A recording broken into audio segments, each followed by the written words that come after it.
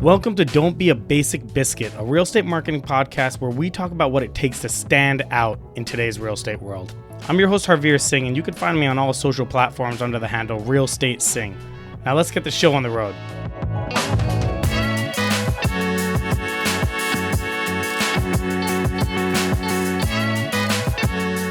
What's going on, guys? Welcome to Don't Be a Basic Biscuit. I have a special guest, Mark Seiden, of the Mark Seiden team. And why do I have Mark Seiden? We all know that the commission lawsuits and the settlement and all this craziness within the industry, I've not really touched upon this topic actually up until right now, because we are just weeks away from when this settlement takes place, and we're going to have to start getting buyer representation agreements signed by our buyers. There's so many questions that I've been getting from my agents, and I was like, who is the best person that I know to get on this podcast to handle these questions? And that is Mark Seiden. Mark Seiden is a great agent, a phenomenal agent. He actually came to all of our managers in our company to kind of help us and train us to train our agents on doing this the correct way. He has a website called welcometothecommissionrevolution.com. And that's going to be going up and having videos, and he'll be having a course going over how you could actually handle these objections and how to handle getting these things signed. So, Mark, why don't you tell us a little bit about yourself? Oh, sure. So, kind of like with everybody else, I've been in the business forever. So I've been in the business since 1993. So it's over 30 years. And I've always been pretty much the radical, let's do something different agent. I've been called many things, positive and negative, but one word I've never been called is typical. I still remember my first interview. It says, in 2 words, can you tell us something about yourself in 2 words? I said, sure, I'm a rebel. So that's just kind of what I've been doing things for years. I like that. It's like my favorite interview, and I got the job. So really doing in real estate, and again, being based in New York, and I know this is going out to everywhere, but being kind of based in New York, when buyer agency really first started coming to our area in the 1990s, everything kind of was revolting and going kind of chaos. And about 15 years ago, learning from other agents and other industries and stuff like that, I actually started to do 100% exclusive right to represent agreements with all our buyers on my team. So we've been doing that since about 2010. So you've been doing what is required now for over a decade. Correct. Almost Correct. decade and a half. So if you really read the DOJ and NAR settlement, there's a few things I had to tweak on the form, because there's certain things they want things tweaked on the form, and we had to change our exclusive right to represent, exclusive right to sell, because we had to break the commissions out differently that way. But basically, we're tweaking. There's no reinvention. So 100% of the buyers that we take out sign the agreement. If they didn't sign the agreement, we didn't take them out. Now, did we have people that didn't sign? Sure. But every real estate agent has that. I mean, how many listing presentations has a real estate agent done? Do you know anybody who's got a 100% conversion rate? Yeah, no. So, we're not afraid of the answer no.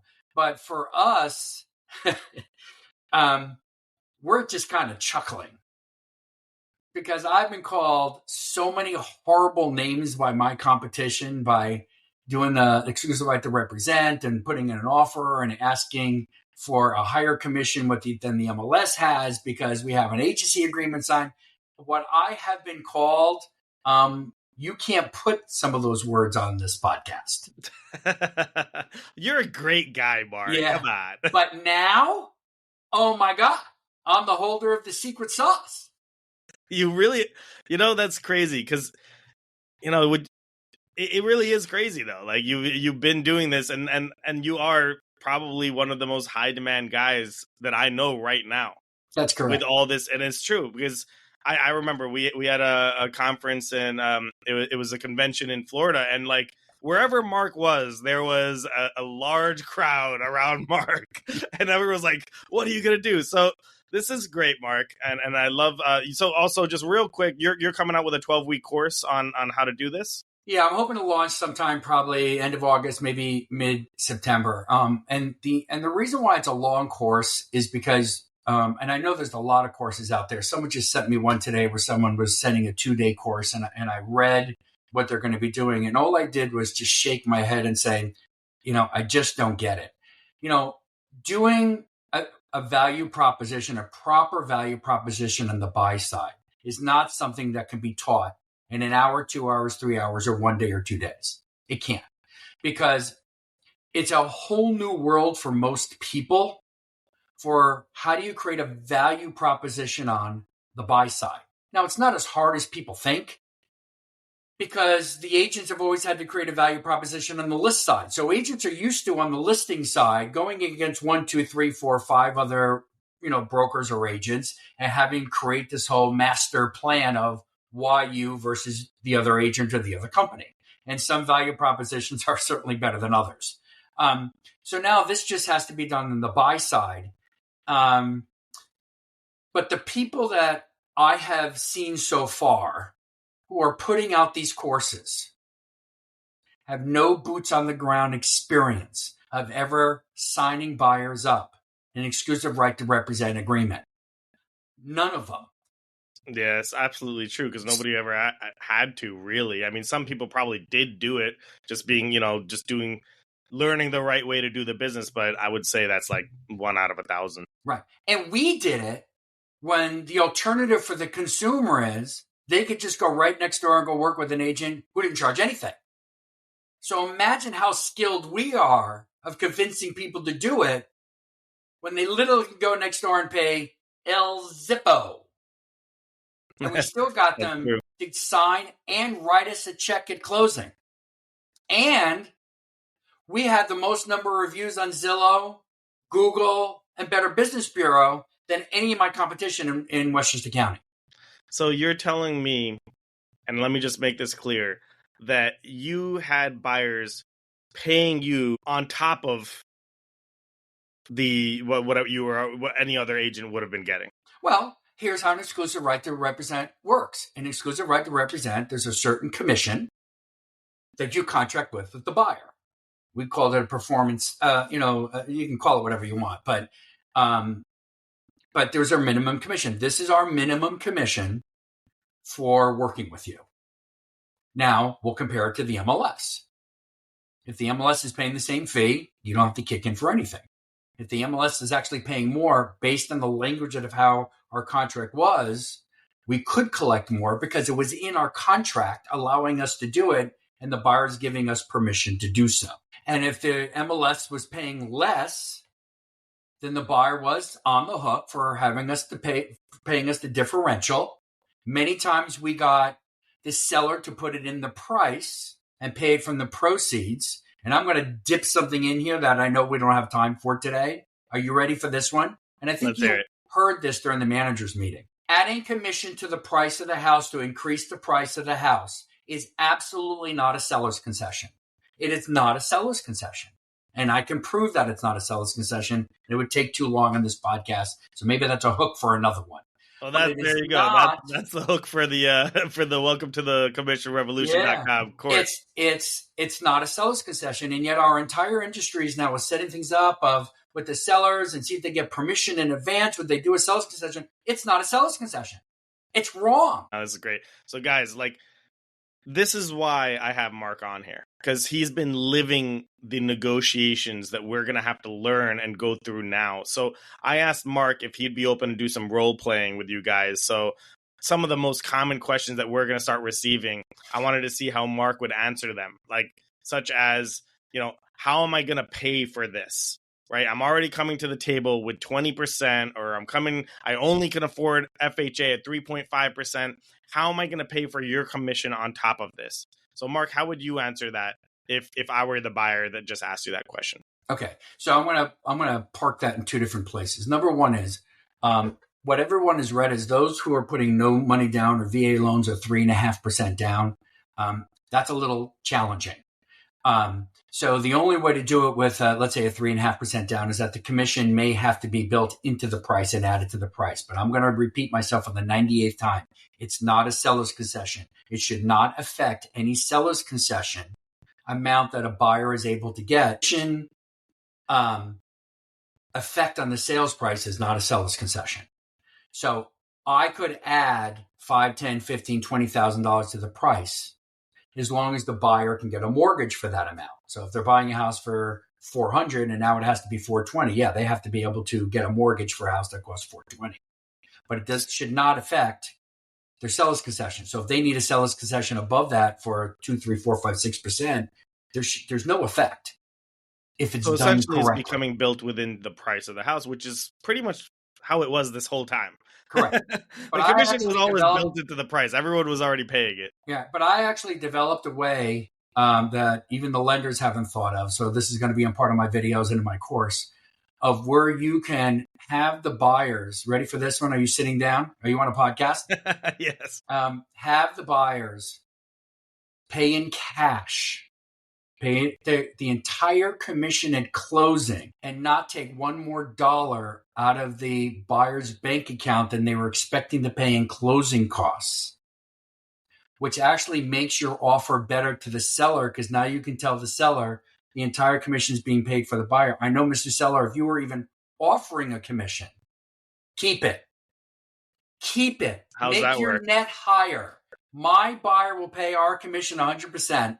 And I can do that without increasing the price of the house $1. Do not change the price. I can get it financed where it costs the buyer very little financed. Oh, on that stuff, what's the word? Oh, tax deductible. And it won't take one more dollar out of the buyer's bank account than they thought they were going to be paying for transaction fees or closing costs in the first place. So how's that work? I designed this and I hadn't really taken on personal buyers myself in a while. I've been teaching, but we did what I call the Grey's Anatomy style with my staff. So I took on a buyer, and all my buyer agents put on we call them the virtual lab coats, and they came to my buyer consultation, and they came to the whole exclusive right to represent, and they did all the math. So that's why this is a 12-week course. There's math that people have to learn. Now, when I say the word math, people freak out. And I hope half the people didn't turn off the podcast right now. I hope not. The great news about the math is it's addition, subtraction, multiplication, and division. There's nothing else. And I did all the math with my agents. We won, I think it was a 7 or 8 person bidding war. We were against, ready? All cash offers. Our offer was contingent on a mortgage, contingent on an appraisal. But because I was able to submit the offer with the buyer paying 100% of the commission and the seller could keep whatever he was going to say to offer as a net, ready? We won. That's crazy. That's interesting. Yeah, I'm going to have to sign up for this 12-week course. Yeah. I better get a discount, Mark. Yeah. Oh, everybody wants a discount. I'm going to give the family and friends discount. I charge double, then take 20% off. I love it. I love it. Shoot. I should have known better not to freaking negotiate with you, Mark. Right. All right, cool. So another question that I think that we're going to be getting a lot of is, why should I even pay you, right? Like, why don't I just go and do this on my own, Mark? Like, why do I have to sign this document? And you know, what value do you bring? You know, why would I even do this? Great question. So one of the reasons why this is a 12-week course, and one of the reasons why everyone should be very wary of any course they're going to pay for from somebody else is, ask someone if they have the experience of really signing up a lot of people in a buyer representation if I'm going to pay for a course. Because if the answer is no, but don't worry, I got it, I would worry. So unfortunately, there are no short answers. So the objection handling for things like this are sometimes anywhere between 7 and 15-minute back and forth scripts, dialogues, and objection handling techniques. Yeah, that makes sense. I mean, it should be. It's a conversation. There are no 2 or 3 word answers. Oh, great. Thanks. And then I get him to sign. No, it's an explanation. So we have a 3-part explanation. So great. Number 1 is we ask, I invented this question 20-something years ago. It's called the big question. So you ask a great question. Why should I sign with you? I have a great question. Here's my first question for you. Do you think you're going to buy your home for the exact same price and terms no matter which agent you select? And then I do this. Ready? Yeah, even I'm quiet. I'm like, what's next? Tell me what's next. The second thing I said, because if you're going to get the house for the exact same price and terms, no matter which agent you select, there's only one thing you should shop: commission. But is it a possibility out of whatever MLS you're in, 7,000 agents, 4,000 agents, 14,000 agents, is it possible that some of us can get you a house in a bidding war where the other people can't? Or we can actually sell your house for more money than the other agents because we have talents of negotiation skill that other people don't have. Is that a possibility? Ready? Wait, don't answer that question. I have another question for you that may seem odd, but I promise you has a point. Ready? Now this is called my attorney script. Attorneys. Are all attorneys the same? Now, I've never gotten a yes. I said, but I don't understand. No matter what state they're in, they took the exact same state exam. They have the exact same license. Sure. No matter what kind of law they do, there aren't different degrees for that law. It's one license. Oh, kind of like a real estate agent. And they all work within the same database. Actually, there's two databases. There's the law that has the squiggly lines that says the law. And then there's case law. Real estate agents have the same databases too. We have the MLS database of what's on and what the house looks like and all that other stuff. And then we have case law. Solds. You have to interpret case law. You have to interpret solds. So if the laws are exactly the same, if the case law is exactly the same, if the license is exactly the same, if the exam is exactly the same, with all lawyers, if you ever had to go to court, is there any difference between any law firm? You could just go in the proverbial yellow pages. Sorry, I'm old people. The old yellow pages, and you'll get the same result. Do you think that's possible with real estate agents too? Yeah, I love that. Then I go into the third. If this is taking too long, shut me down. No, I want you. This is like phenomenal. This is probably the best episode I've had so far. Oh, yeah. Sorry, other people. Don't worry. I mean, they're great. They're fantastic. I paid them a lot of money for this. But this is like such an important topic. This might be like the most important episode I've had, since I started. Oh, good. So here's the second part of that. I go, wait. And they go, no. I know the lawyers are different. So they said, so can we really say, but you know what? I'm even going to take it one step further. So Joe, let me ask you a question. What do you do? I'm a teacher. Okay. What do you teach? I teach history. Okay. Approximately how many history teachers are there in your school district? 5. Are you guys all the same? Who's probably, That's a loaded question. Is probably the best? And what does everybody always say? I'm the best. I'm the best. And here I go. You ready? But I don't understand. Doesn't your state designate the program that you're supposed to be teaching in your school district? Doesn't your school district then dictate what you're supposed to be teaching and the textbook that you're supposed to be teaching from?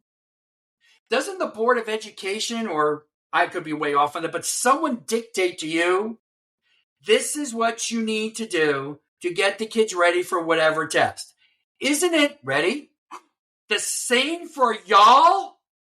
It's true. So are you telling me you're all the same? That's so I'm going to ask you the same question again. Do you think you're going to be able to buy or sell your house for the exact same price no matter which agents you select? That's a very powerful script. That someone could get you or save you $10, $15, $20, $30, $40, $50,000 more than anybody else. Nobody's better than anybody else? That's good. That's really good. So then that brings me into my. Well, you're good on that, right? That's how you would answer that. Closing statement. Okay, let's hear the closing statement. So then I tell them. So I'm you as a real estate agent. If you're the best history teacher, today's your lucky day. You just got the best negotiating. I love that. That's a clip in its own right there. That's awesome, man. I love it. So then that brings me then to my next objection that we will be having. Oh, these properties are going crazy right now. They're all going over $100,000 of ask. What value are you even bringing to me? You know, like why would I even sign up with the realtor rather than just, you know, sending a contract to myself? Like everything's going high. Right. So that's a great question. So here's what you need to understand about a really great real estate agent.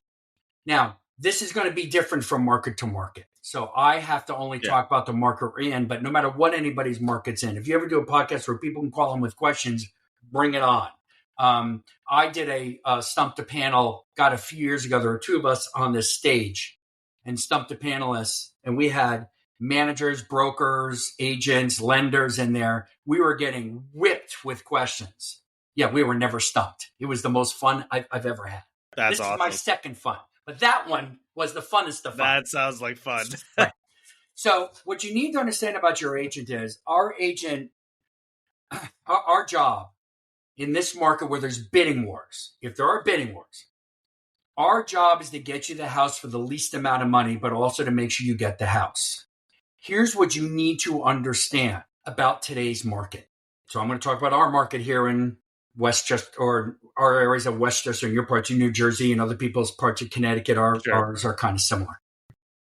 If there's a house that's on the market now for $895, and you already said or let's call it 900, easy numbers, and you said it's already gone for 150 or 150 grand more, my answer is you're absolutely correct. And what you need to be prepared for is to be able to spend that 100, 105, 150, maybe even going 175. And you're saying, well, Mark, why do I need you if I'm going to do that? I said, well, number one is without me, you're not going to.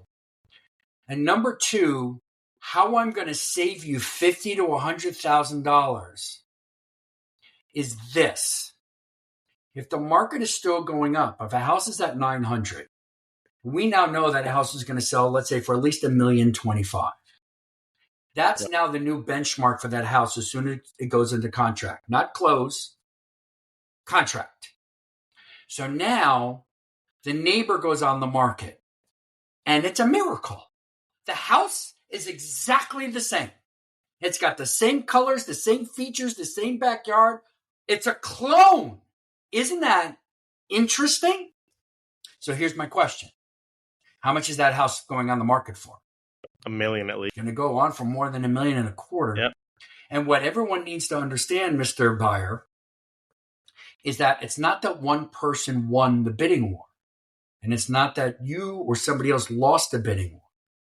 Is that there were probably 2, 3, 4, 5, 6, 7, 9, 10, 14 people who lost the bidding war. So who's now going to be bidding on the next house? All those other buyers. And then what's that price going to go? So if that now goes from $1,025,000 to $1 million, maybe it only goes 50 grand more to $1,075,000. And if there's 12 people on that offer, it ain't going to be $1,075,000. It's going to be 1 plus. Here's my job. My job is to take this spiked bat and smack the crap out of you. So you pay $1,025,000 for that house. Because if you don't pay $1,025,000 for that house, the next house is going to cost you $50,000 to $100,000 more for the exact same product. So do you want me to kick the crap out of you to pay $1,025,000? Or do you want me to just lay back and say, oops, oh, but here's the next one for $1,001,000 and change.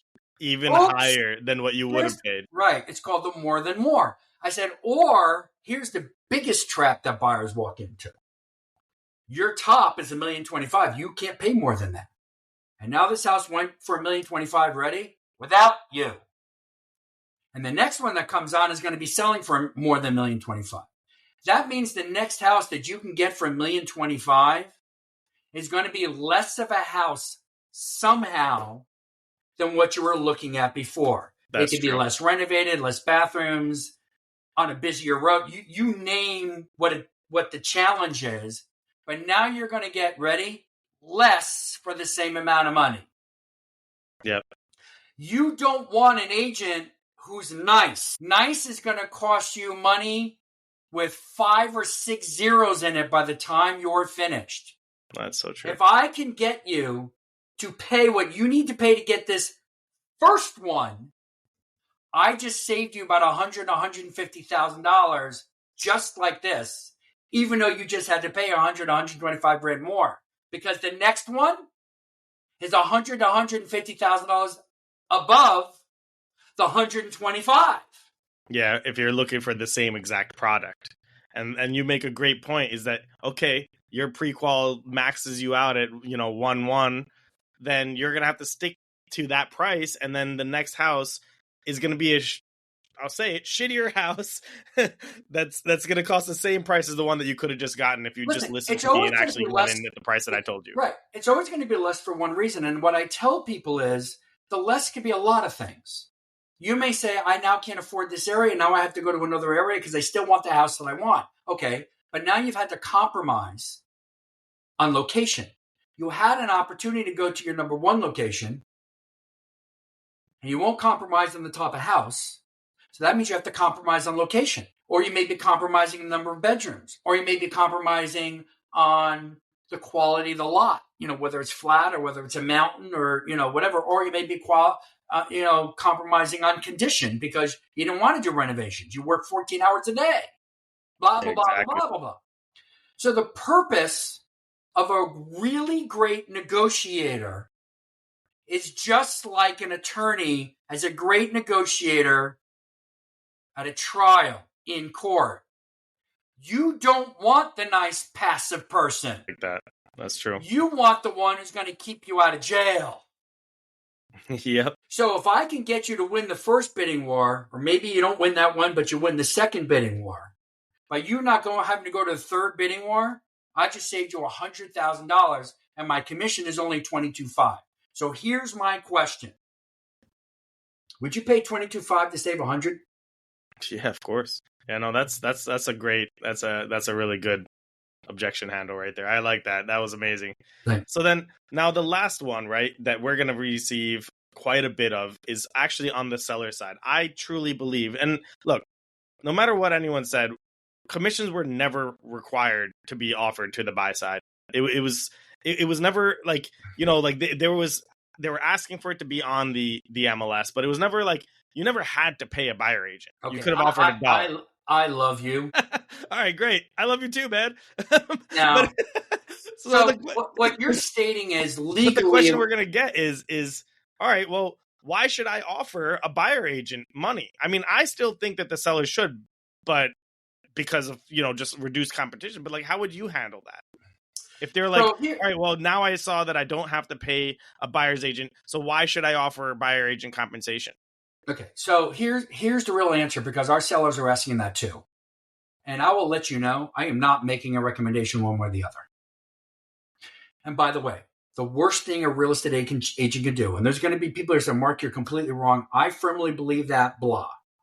And the reason why I have a challenge with that is you better be 100% right at what you're stating, because if the client listens to you and then suddenly it fails, whose fault is it? Yeah, which is why, by the way, I never tell a buyer how much I think they should bid. So, Mark, these houses are going up for $100,000, $125,000. Should I put a bid for $125,000 more? I don't answer that question. I said, I can't answer that. Well, Mark, I'm paying you all this money. You're supposed to answer that question.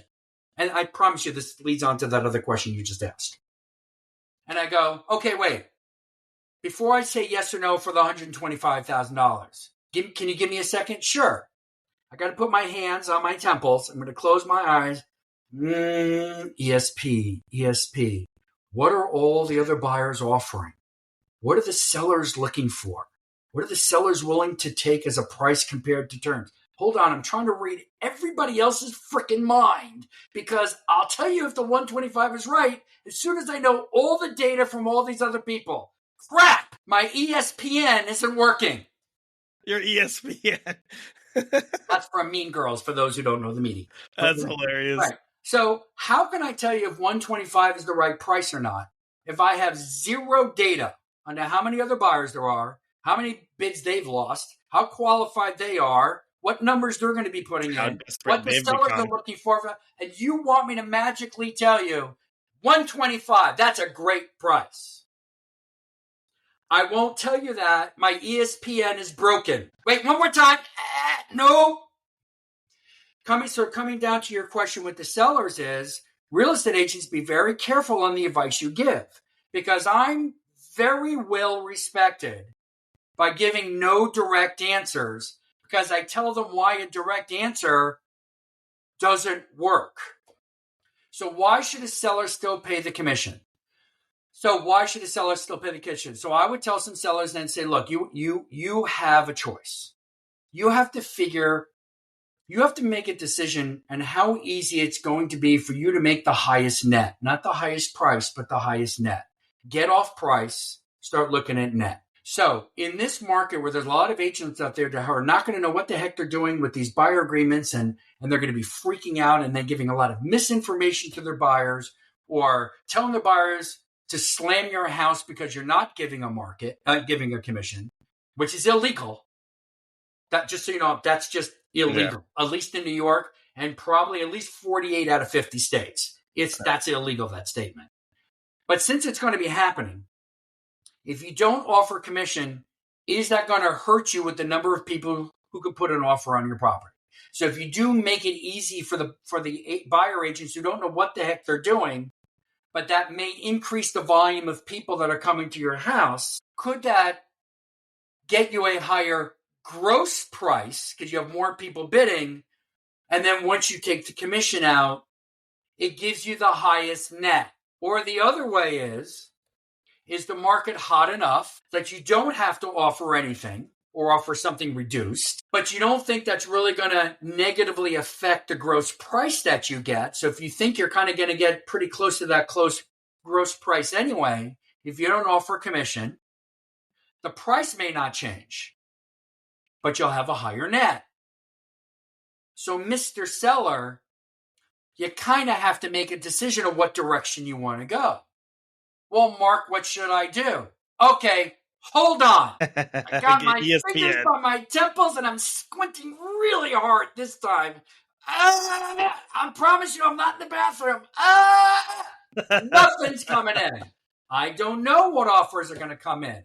I don't know how smart or not smart the other agents are on agency disclosures. I don't know how many offers you're going to get. Wait, one more. No, nothing coming in. So now I'm kind of making this short. This strategy conversation could be 10 or 15 minutes with a client because we have to go back and forth. Because I need them to self-actualize that it's their risk and reward. And I have theories and I have the pros and cons, but I still don't have the answer. Do you? I don't. Right. Stop right there. Be comfortable with that answer. Say that again. I don't. Thank you. Boy, that's hard for an agent to I have another way that I think that I would have, I would, it's partially that, but it's also, I actually truly do think that they should, because it's not only the agents, but now these buyers are looking at what they owe their agent, and they're going to be like, oh, well, I would rather go see the properties that are going to be offering my compensation to be paid for my agent. Right. So it's the buyers now that are going to look and say, hey, if I'm looking at this house versus this house, the seller is not offering compensation for my representation on this house, then I'm just going to go to this house. So you're right. They might be the identical properties, but one of them is. So that's increasing eyes on your property, which will potentially, basic economics, increase the price of your net, what you take home. Maybe. But I would tell you, if I have a seller who's offering compensation, every other agent who's bringing an offer on that house, if I or one of my team members is going to be putting an offer on the house, you have a very high probability of loss, even if you're all cash. Because if the seller's going to be offering 1, 1.5, 2, 2.5, 3, 3.5, 4 apples, whatever the number of apples they want to offer, I'm going to be putting in my offer with my buyer, and my buyer is going to pay all of that because I have a way to put it in the mortgage without increasing the price, without increasing one more dollar out of the person's bank account.